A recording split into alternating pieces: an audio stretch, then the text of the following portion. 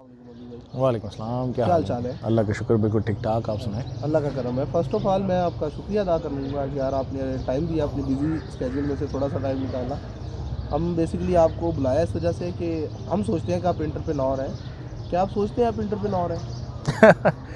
Entrepreneur सोचते हैं भी अच्छा, थोड़े थोड़े।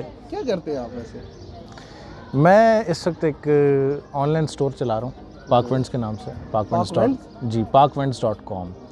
इसके पीछे की जो कहानी है वो ये है कि मैंने जो अपनी डिग्री मुकम्मल की, तो आपको पता है कि पाकिस्तान के जो तालीमी निज़ाम है उसकी क्या हालत है, और कुछ हमारी अपनी भी जो तालीम के हवाले से एक दिलचस्पी होती है वो कितनी ज़्यादा है, ये आपको मालूम है।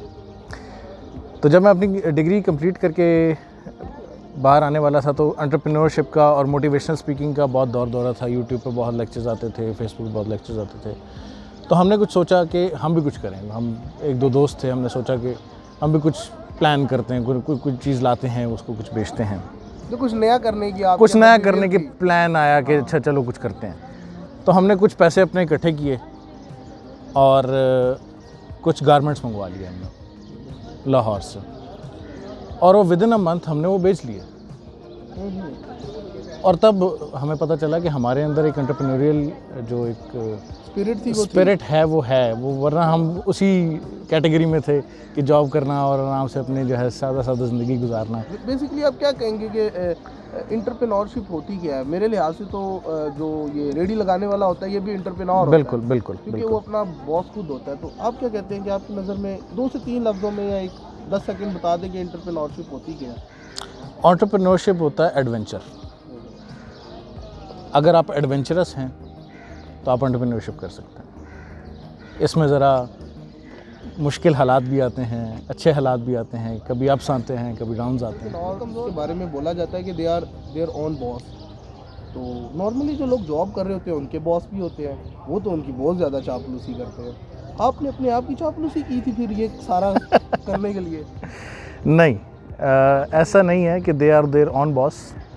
बेसिकली वो कस्टमर उनका बॉस होता है, और हर बिज़नेस में कस्टमर ही बॉस होता है। एंटरप्रेन्योर को सबसे अहम चीज़ ये सोचनी है कि उसका कस्टमर उसका बॉस है।